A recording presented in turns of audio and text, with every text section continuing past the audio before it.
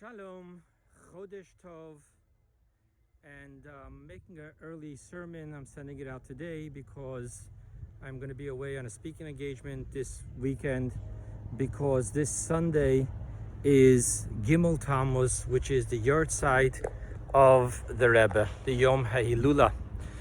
And I want to talk about the Rebbe's Yahrtzeit. And I want to talk about it because we need to talk about it, and even more so, there is so much literacy going around. There is so much heresy going around with some of the primary teachings of the Rebbe. For 40 years, the Rebbe spoke that his Rebbe, who passed away in 1950, is alive and is leading us. And then from there, obviously, when the Rebbe teaches that about his Rebbe, we apply it to him, our Rebbe. But, there's, shall we just say, small minds that struggle with large concepts and therefore come up with things that need to be clarified. So I want to talk about the Rebbe's Yahrtzeit. Can a Rebbe who is still alive have a Yahrtzeit, a day of passing? So I'm going to start with two interesting, one's a teaching and one is a story. The Rebbe was commissioned by his father-in-law, the previous Rebbe, in 1943 to put together a calendar where each day would carry a teaching. Just like, today you have thousands of such books, the daily thought, the daily epiphany, the daily meditation. The previous Rebbe in 1943 commissioned his son-in-law, our Rebbe, to write a calendar with a daily Hasidic inspiration.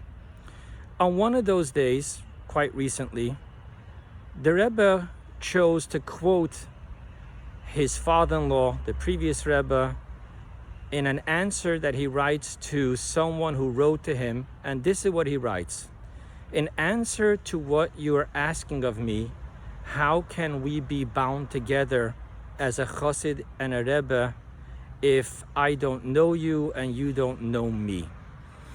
And the previous Rebbe goes on to say that you should know the only true way to be connected to me is by studying my teachings, following the guidances, and spending time with the Hasidim in Farbrengen, in absorbing the Hasidic ways.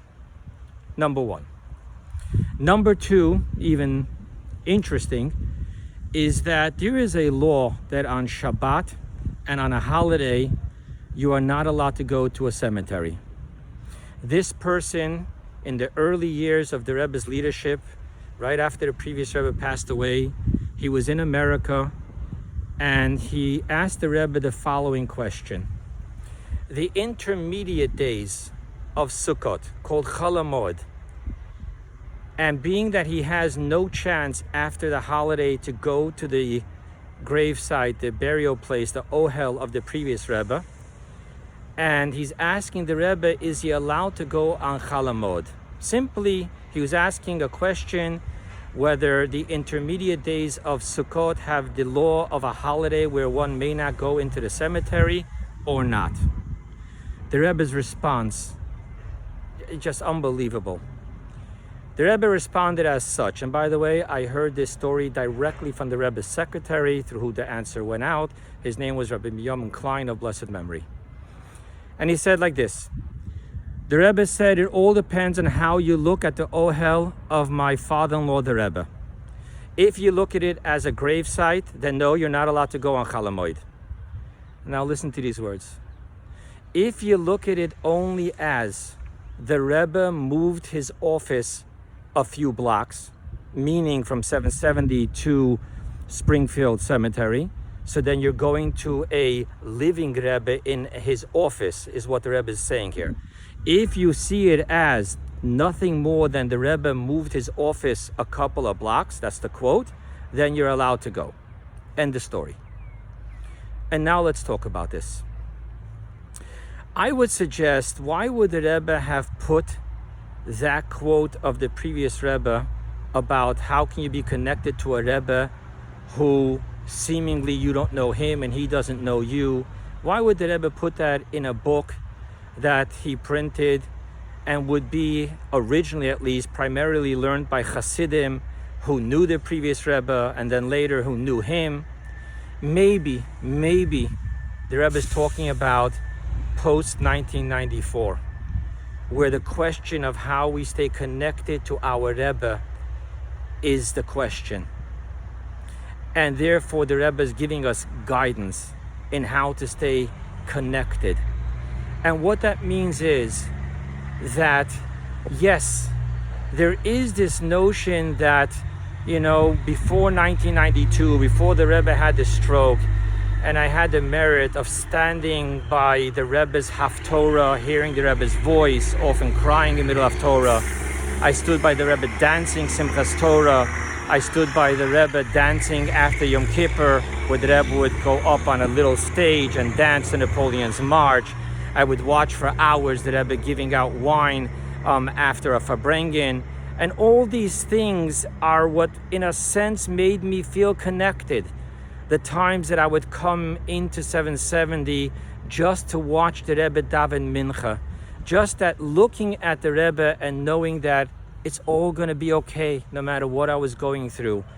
To quote what Korach's children said, God is true, the Torah is true, and Moshe is true. That was the feeling. And then there's this question, what happens now when I can't come to a mincha and see the Rebbe? I can't see the Rebbe smiling. I can't see the Rebbe's eyes gazing upon me, searching through me, encouraging me. Where is it now? When I go to the Ohel, what do I physically see? So yes, the Rebbe clearly says concerning going to the Ohel of his father-in-law that one should close their eyes and picture as if they're walking into a private audience with the Rebbe, seeing the Rebbe's face there.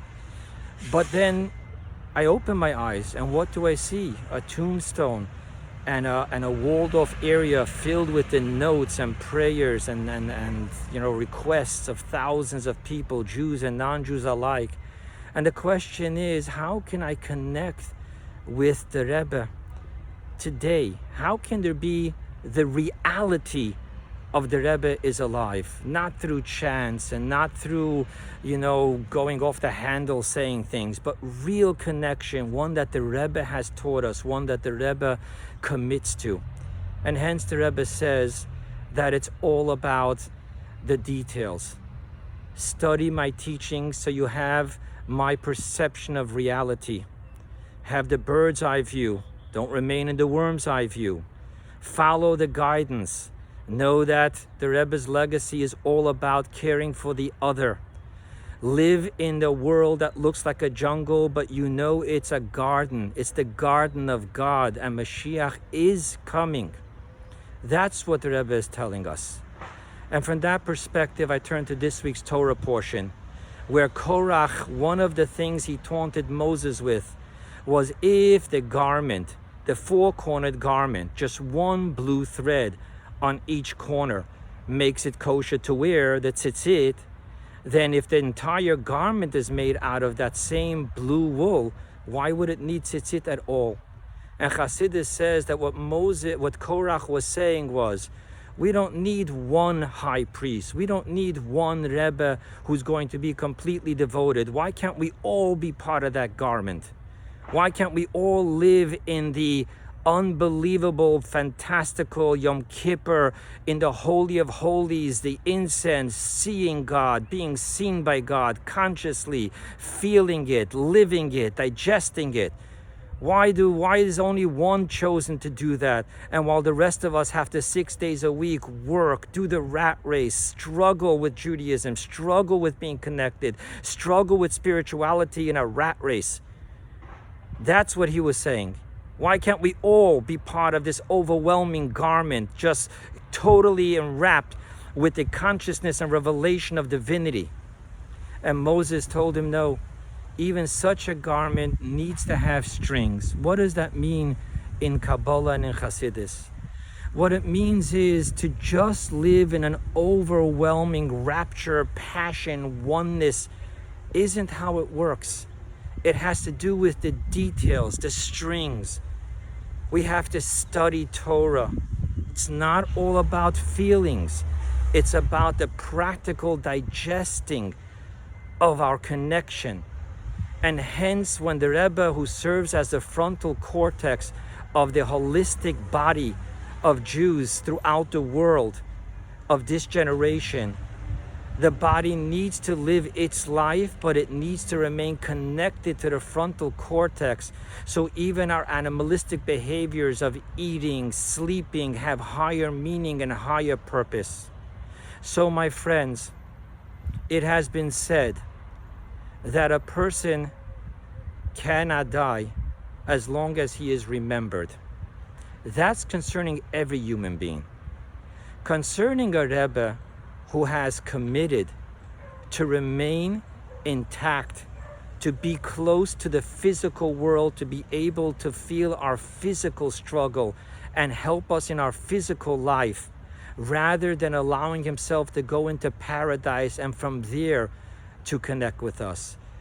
But the Rebbe has taught us that a Rebbe, Moses, did not go into Israel. He was buried in the desert. And what that means on the larger picture is Moses didn't allow himself to go into spiritual bliss while his generation still needed him to be connected with them here. And so too it is with us. And that is why this Sunday I will be going to the Ohel, and I will be standing there committing to yet another year of dedication to the Rebbe and the Rebbe's legacy and the Rebbe's teachings, asking the Rebbe to please serve as the frontal cortex and help me in my prayer to God and in my devotion to God. And with that, I offer each and every one of you, as I do every year, if you send me an email, please have it sent before Friday 2 o'clock so I can print it up and bring it with me to the Ohel. Send your name, the son, daughter of your mother's name. So for me, for example, it would be Avrohom HaKohen, the son of Chana, and then put in short what your specific requests and prayers are, and then add on to that in brief what good deed you're going to do to serve as a vessel and empowerment for these prayers to manifest themselves physically. Again, a good Chodesh, a good Shabbos, and let us always remember, even us foot soldiers that live kind of in the worm's eye view, we are connected to the eagle who empowers us with the bird's eye view, a true pride of being Jewish in a physical, secular world, a true definition of living a higher life, not just in our spirituality, but in our physical pursuits.